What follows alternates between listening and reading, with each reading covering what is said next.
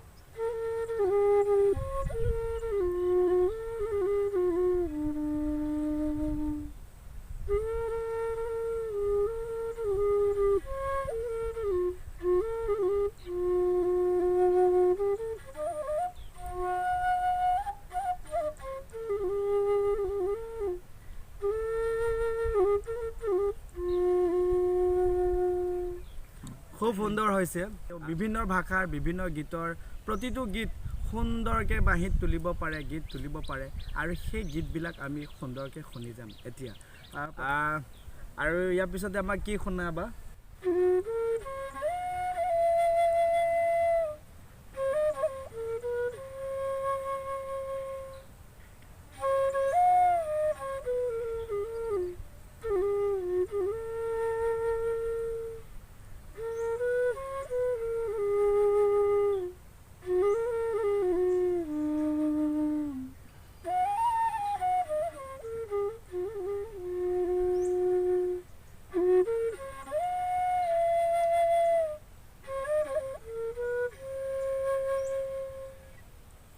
খুব সুন্দৰ হৈছে আৰু আশা কৰিছোঁ মানে আমাৰ বাকী ৰাইজসকলে ভাল পাব যেহেতু ইমান সুন্দৰ প্ৰতিভা আমাৰ গাঁৱত লুকাই আছে আমি হয়তো আমাৰ গাঁও অঞ্চলেও ভালকৈ গম নাপায় যেহেতু মই এই ভিডিঅ'টোৰ যোগেদি মই মানে সকলোকে দেখাব বিচাৰিছোঁ আমাৰ গাঁৱতো অৰ্থাৎ ৰাকেশে ইমান সুন্দৰ বাঁহী বজায় যাৰ সুন্দৰ বাঁহীত ইতিমধ্যে আমি 2-3টা এতিয়ালৈকে গান শুনিছোঁ খুব সুন্দৰ মানে হৃদয় চুই যোৱাৰ বাঁহী বজায় ইমান সুন্দৰ আপোনালোকেও দেখি থাকিব ইয়াৰ পিছত আৰু বহুত গীতত মানে বাঁহী বজাব আৰু দেখিছে আমাৰ মানে বয়খোৱা হৈছে এখন খেতি পথাৰৰ এখন গাঁও বুলি ক'ব পাৰি বৰ্তমান চাৰিওফালে আমি বৰ্তমান খেতি পথাৰতে উপস্থিত হৈ আছোঁ যিহেতু ৰাকেশ হৈছে খেতিয়কৰ এজন ল'ৰা তেওঁ সদায় খেতিত যায় খেতিত গৈ খেতিৰ পৰা আহি বা খেতি সময়ত পথাৰতে তেওঁ বাঁহী নিজে বজাইছে কোনো ধৰণৰ আনুষ্ঠানিক শিক্ষা লোৱা নাই নিজে বজাইছে আৰু বাঁহী মোবাইলৰ পৰা শুনি ইমান সুন্দৰ গীত যিকোনো ভাষাৰ গীত বাঁহীত তুলিব পাৰে আৰু সেয়েহে মই সেইকাৰণে আজি উপস্থিত হৈছোঁ আৰু তেখেতৰ প্ৰতিভাবিলাক মই বিকাশৰ কাৰণে মই প্ৰয়াস কৰিছোঁ এবাৰ আমাৰ ৰাকেশে কি শুনাবা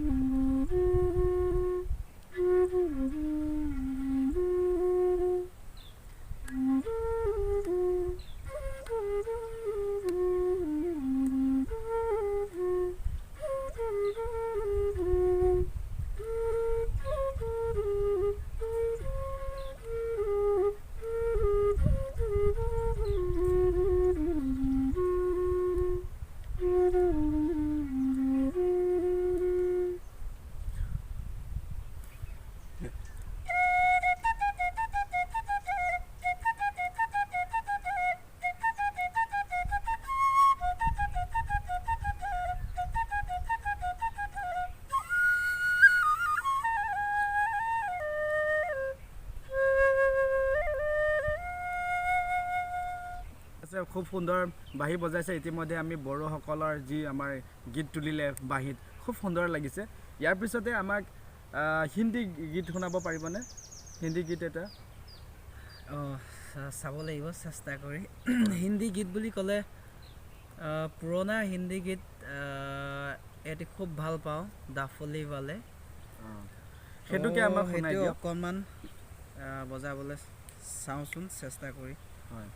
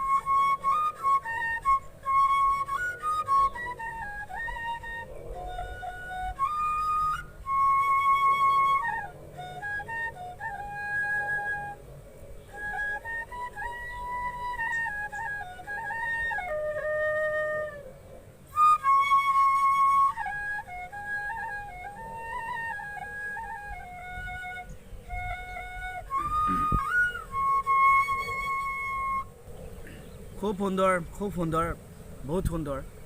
এনেকুৱা লাগিছে যে মই বাঁহী মাত মানে বাঁহী গীতত আৰু শুনিয়ে থাকিম। মই গোটেই দিনটো শুনি থাকিম। ইমান সুন্দৰ, শুনিলে শুনিব মন গৈ থাকে। কি সুন্দৰ যাদুৰ মাত বাঁহীত তুলিছে। গতিকে আৰু এনেকুৱা প্ৰতিভা লুকাই আছে আমি যে গমেই পোৱা নাছিলোঁ। আজি মই এই ভিডিঅ' যোগেদি মই অসমৰ সকলোলৈ হকেশ্বৰ যি প্ৰতিভা, এই প্ৰতিভা মই দেখাব বিচাৰিছোঁ মোৰ ইউটিউবৰ ভিডিঅ' যোগেদি। ইয়াৰ পিছতে মই ৰাকেশৰ পৰা ঝুমুৰ এটা মই শুনিব বিচাৰিছোঁ। ঝুমুৰ শুনাব নেকি? ঝুমুৰ? হয়, ঝুমুৰ এটা। একচুৱেলি মই আমাৰ অসমত বসবাস কৰি থকা অসমীয়া লোক বা বিভিন্ন ধৰণৰ জনজাতি জনগোষ্ঠী আছে। গতিকে মই খুব ভাল পাওঁ। আমাৰ বিভিন্ন লোকৰ বিভিন্ন জনগোষ্ঠী সকলোৱে নিজৰ নিজৰ গীত মাত আছে আৰু সেই অসমৰ থলুৱা গীতৰ সুৰবোৰ খুব ভাল লাগে। আৰু মই তাকে চৰ্চা কৰি থাকোঁ, খুব সেইবিলাক শুনি থাকোঁ। ৰাভা, বড়ো, মিচিং, তিৱা, ঝুমুৰ। হয়, তাকে এবাৰ অলপ ঝুমুৰ বজাবলৈ চেষ্টা কৰিছোঁ। ৰাকেশে আমাক ঝুমুৰ শুনাব।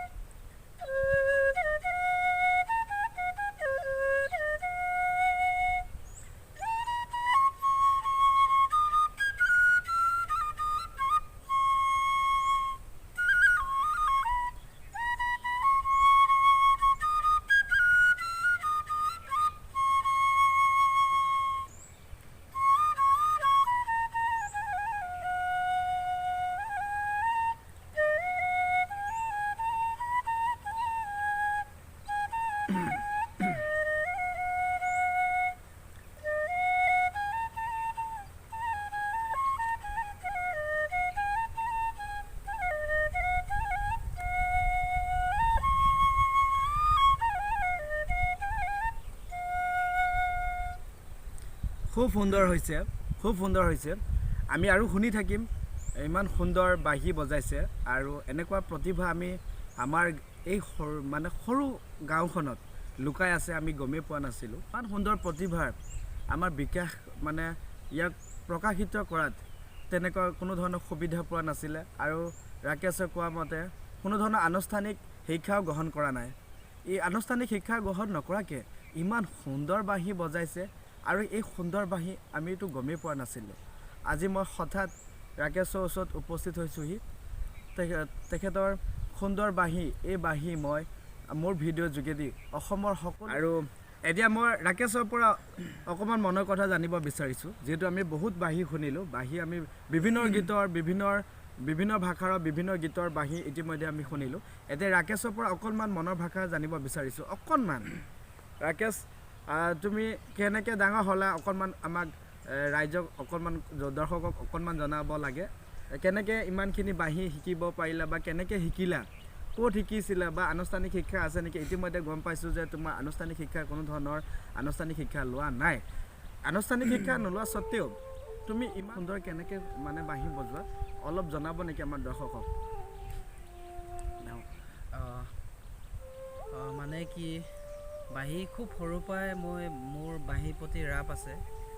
বাঁহীৰ মাত ক'তবা অকণমান শুনা পালে মই থমকি ৰওঁ আৰু খুব ক'তবা দূৰণিত বজা বাঁহী সুৰবিলাক সৰুৰ পৰাই ৰাপ আছে আৰু বহুত সৰুৰ পৰা মই বাঁহী শুনি আহিছোঁ, খুব ভাল পাওঁ।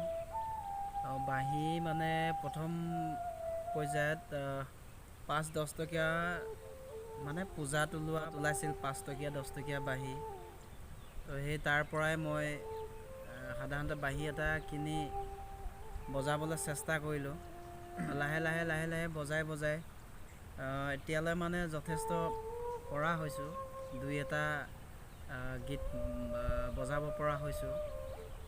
তো মই বিশেষকৈ আমাৰ অসমত বহুত ভাল বাঁহী বাদক আছে, বহুত উস্তাদ আছে।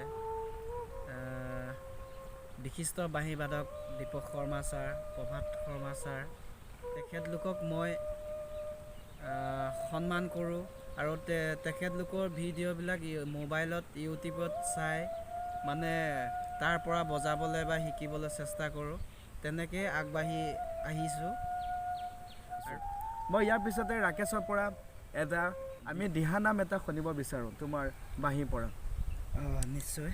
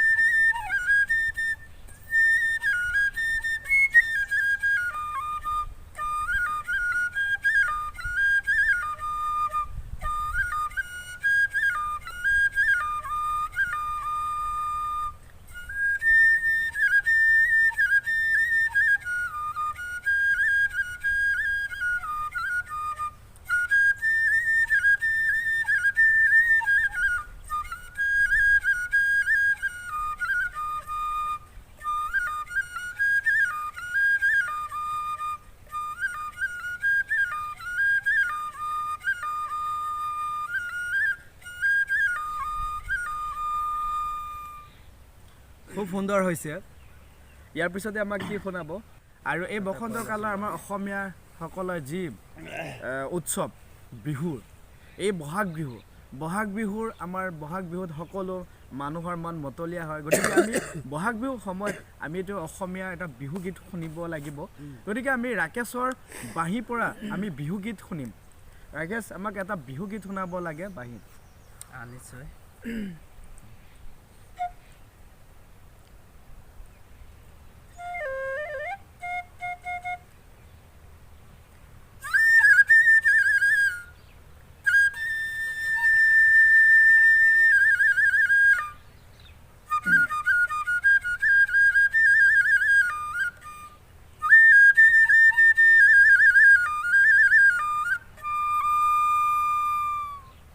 অকণমান হাততালি দি সহযোগ কৰিলে ভাল লাগিব। ঠিক আছে।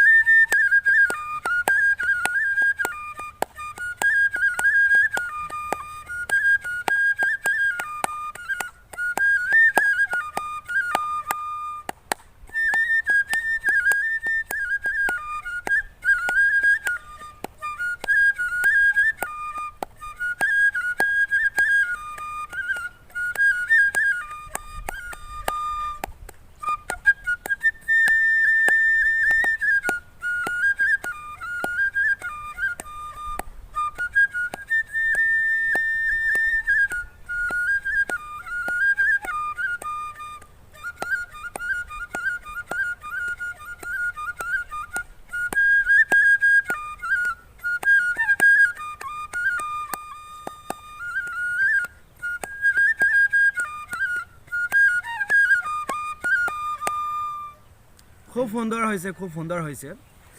ৰাকেশৰ মুখৰ পৰা আমি ইতিমধ্যে গম পাইছোঁ ৰাকেশ খুব সৰু অৱস্থাৰ পৰা বাঁহী বজাইছে।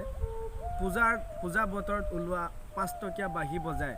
সেই বাঁহীৰে তেওঁ আজি বৰ্তমান পৰ্যায়ত যেনেধৰণে সুন্দৰ বাঁহী বজাইছে, সেই 5 টকীয়া বাঁহীৰ পৰা ষ্টাৰ্ট কৰি নিজে বৰ্তমান সময়ত মোবাইলত চাই চাই তেওঁ বাঁহী শিকিছে।